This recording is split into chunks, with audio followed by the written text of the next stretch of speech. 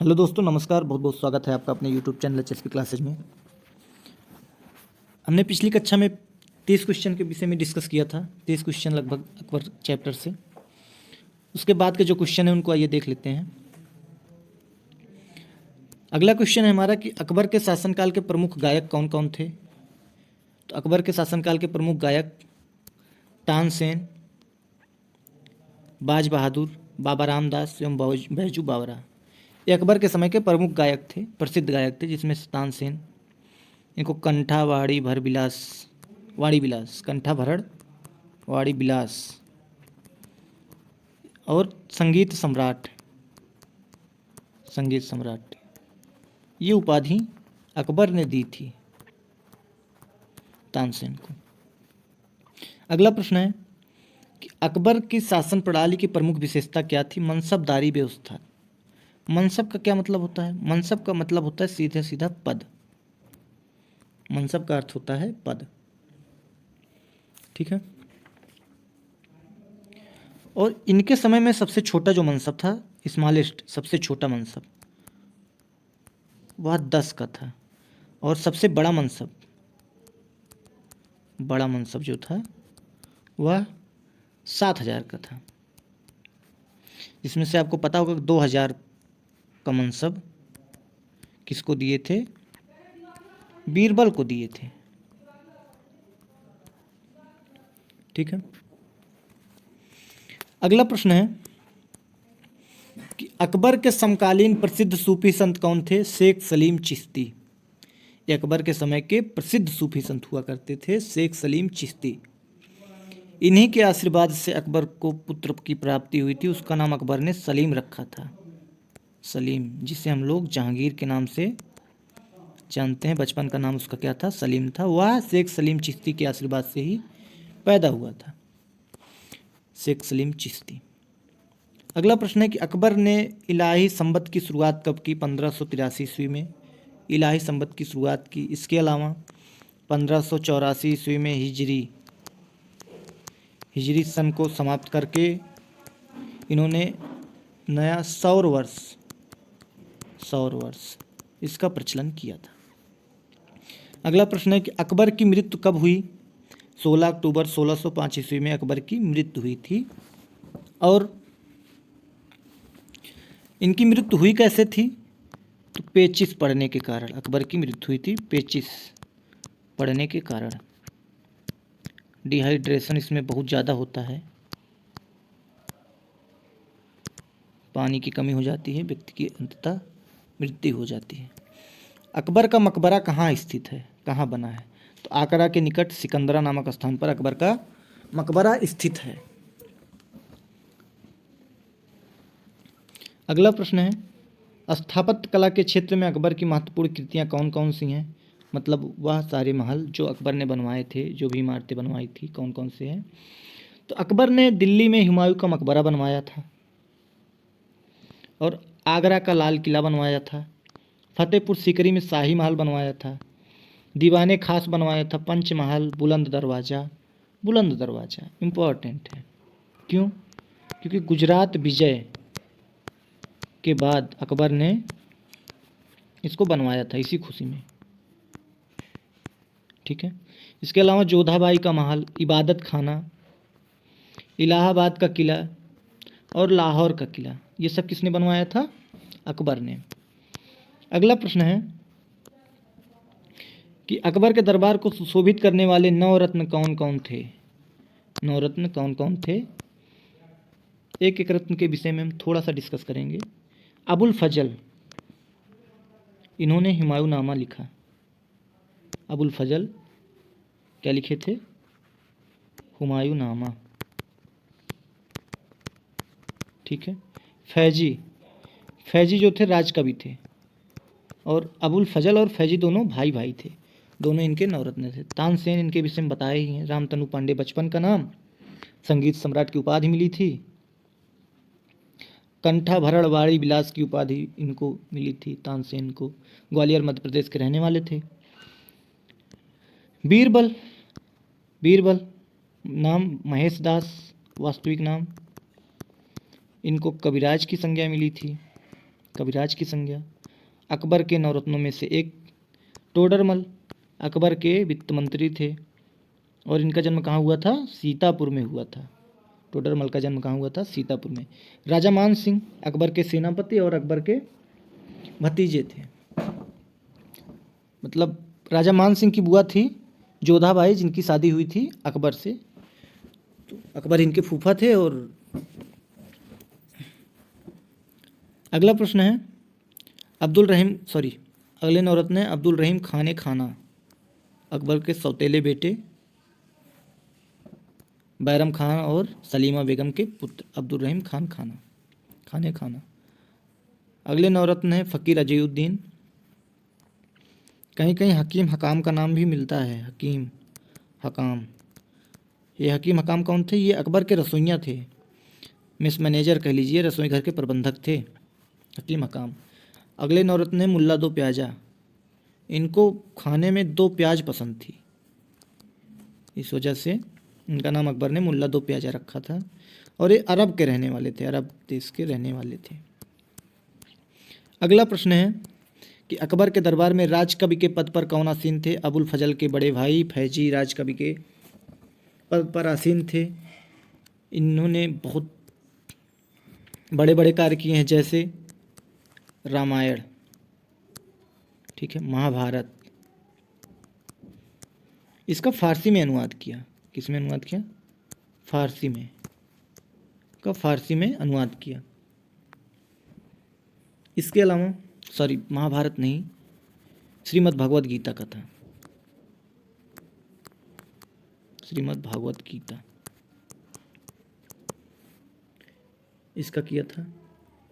इसके अलावा अकबर नामा ग्रंथ की रचना भी की थी, अकबर नामक ग्रंथ की रचना भी की थी। और ये दीन इलाही धर्म के कट्टर समर्थक थे। इसके अलावा इन्होंने क्या किया था? लीलावती पुस्तक, किसके विषय में है लीलावती पुस्तक?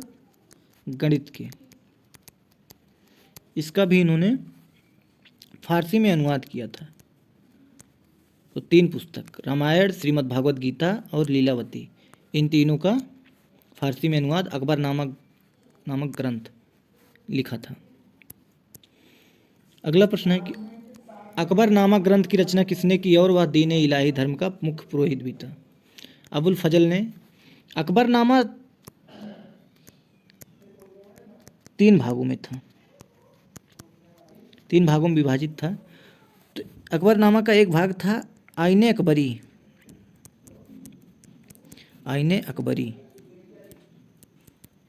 इसको किसने लिखा था? अबुल फजल ने। तो कहीं कहीं अकबरनामा या आईने अकबरी दोनों शब्द मिल सकता है, कंफ्यूज नहीं होना है। आईने अकबरी क्या है? अकबरनामा का ही एक हिस्सा है। इसके अलावा अबुल फजल दीन इलाही धर्म का मुख्य पुरोहित भी था। अगला प्रश्न है कि संगीत सम्राट तानसेन का वास्तविक नाम क्या था? संगीत सम्राट तानसेन का वास्तविक नाम रामतनु पांडे था। इनके विषय में हम गहनता से चर्चा कर चुके हैं। जन्म ग्वालियर एमपी में हुआ था, ग्वालियर एमपी, ठीक है। वास्तविक नाम पता ही है, रामतनु पांडे। इनको संगीत सम्राट भी कहा जाता है, संगीत सम्राट। और क्या जानकारी मिलती है इनके विषय में? ध्रुपद गायन शैली का विकास किया था, ध्रुपद गायन शैली का विकास किया था। और क्या इनके विषय में जानने को मिलता है? इनके विषय में और जानने को मिलता है कि मोहम्मद गौस के प्रभाव में आकर इस्लाम धर्म को ग्रहण कर लिया, इस्लाम ग्रहण कर लिया था, ठीक है।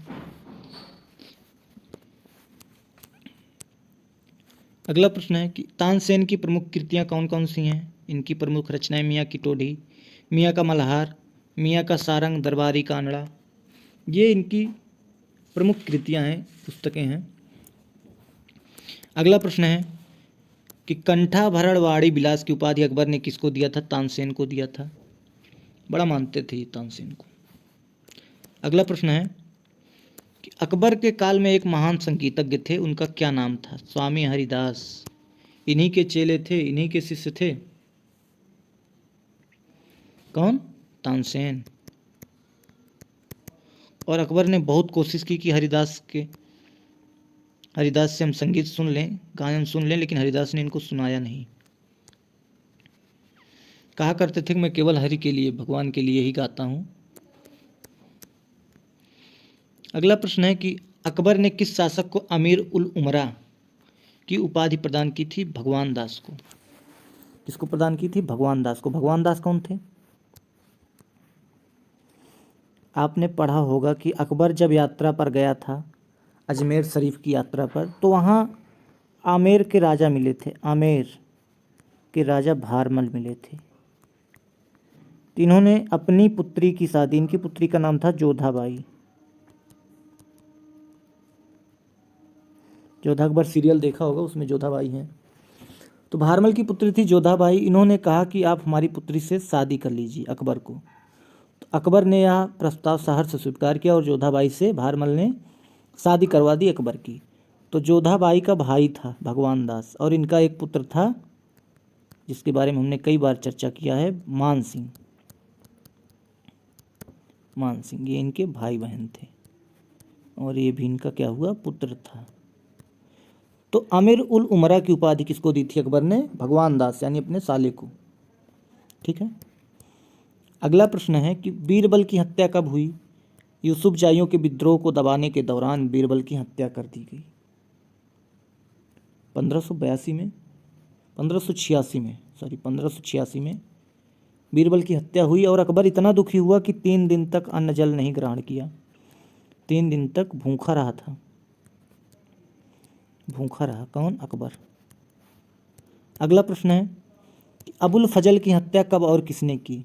1602 ईस्वी में सलीम यानी जहांगीर, इसी के निर्देशन पर दक्षिण से आगरा की ओर आते समय अबुल फजल की हत्या कर दी गई। किसने की? वीर सिंह बुंदेला नामक सरदार ने। वीर सिंह बुंदेला नामक सरदार ने अबुल फजल की हत्या कर दी। अगला प्रश्न है कि नकीब खान अब्दुल कादिर बदायूनी शेख सुल्तान ने रामायण एवं महाभारत का फारसी में अनुवाद किया था। इन सब ने मिलकर इनका अनुवाद किया था फारसी में, रामायण महाभारत का। और पूछ रहा है कि महाभारत को किस नाम से अनुवादित किया था? तो महाभारत का नाम रखा अनुवाद करने के बाद रजमनामा, यानी युद्धों की पुस्तक। इसका नाम था ये महाभारत का। अगला प्रश्न है कि किस पुस्तक का फारसी भाषा में अनुवाद अबुल फजल ने अनवर सदात नाम से तथा मौलाना हुसैन फैज ने यारे दानिश नाम से किया? पंचतंत्र नामक पुस्तक की रचना। अगला प्रश्न है कि किसके शासनकाल को हिंदी साहित्य का स्वर्णकाल कहा जाता है? अकबर के शासनकाल को। इसके अलावा 2 स्वर्णकाल आपको और आगे पढ़ने को मिलेंगे। एक तो हिंदी साहित्य का स्वर्णकाल हो गया, दूसरा है चित्रकला साहित्य का स्वर्णकाल, और एक है स्थापत्य कला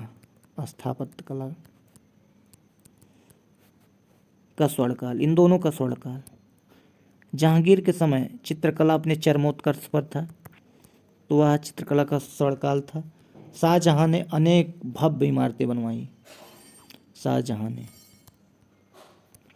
तो स्थापत्य कला का स्वर्णकाल किसको कहा गया? किसके समय को? शाहजहां के समय को कहा गया। अगला प्रश्न है कि बुलंद दरवाजा का निर्माण अकबर ने किस उपलक्ष्य में करवाया था? गुजरात विजय के उपलक्ष्य में। गुजरात विजय कब हुआ? 1572 ईस्वी में गुजरात विजय। इसके अलावा अकबर का एक और महत्वपूर्ण विजय है अहमदनगर। इसे दक्षिण का प्रवेश द्वार कहा गया। ठीक है। यहाँ निजाम शाही का शासक था। चांद बीबी उनकी संरक्षिका थी। पति के मरने के बाद इन्होंने अपने पुत्र को गद्दी पर बैठाकर शासन करना शुरू किया। तो अहमदनगर की संरक्षिका यानी शासिका कौन थी? चांद बीबी थी। ठीक है। अगला प्रश्न है ये 4 बाग बनाने की परंपरा किसके समय में शुरू की गई? अकबर के समय में शुरू की गई 4 बाग बनाने की परंपरा। चौकोर होते थे, पानी की सुविधा चौकोर टाइप से ऐसे कुछ थी, ऐसे पानी की सुविधा थी। अगला प्रश्न है कि अकबर ने सीरी कलम की उपाधि किसको दी थी? अब्दुल समद को सीरी कलम की उपाधि दी थी। कौन थे ये? चित्रकार थे, चित्रकार। अगला प्रश्न है कि जड़ी कलम की उपाधि किसको दी गई थी? जड़ी कलम की उपाधि मोहम्मद हुसैन कश्मीरी को जड़ी कलम की उपाधि दी थी। अगला प्रश्न है कि मुगलों की राजकीय भाषा क्या थी? मुगलों की राजकीय भाषा फारसी थी। लेकिन आपको याद करना होगा, याद रखना होगा कि तुर्की भाषा में एक पुस्तक लिखी गई है। कौन सी पुस्तक है वो? बाबरनामा। किसने लिखा है? स्वयं बाबर ने लिखा है। किस भाषा में? तुर्की भाषा में लिखा है। अगला प्रश्न है अकबर कौन सा वाद्य यंत्र बजाता था? तो अकबर नक्कारा यानी नगाड़ा बजाया करता था। अकबर क्या बजाया करता था? नगाड़ा बजाया करता था। ठीक है, हमने पढ़ा था महाराणा प्रताप के विषय में। महाराणा प्रताप, इनके पास एक घोड़ा था, उसका नाम चेतक था। एक हाथी था, हाथी का नाम क्या था? प्रताप था। ये दोनों इनके दो प्रिय पशु थे। इनकी राजधानी चित्तौड़,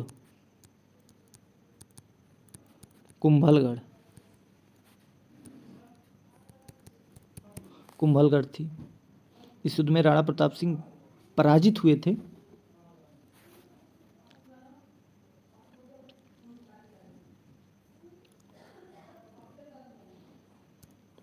ठीक है दोस्तों, ये रहा आज का क्लास। उम्मीद है क्लास आपको पसंद आई होगी।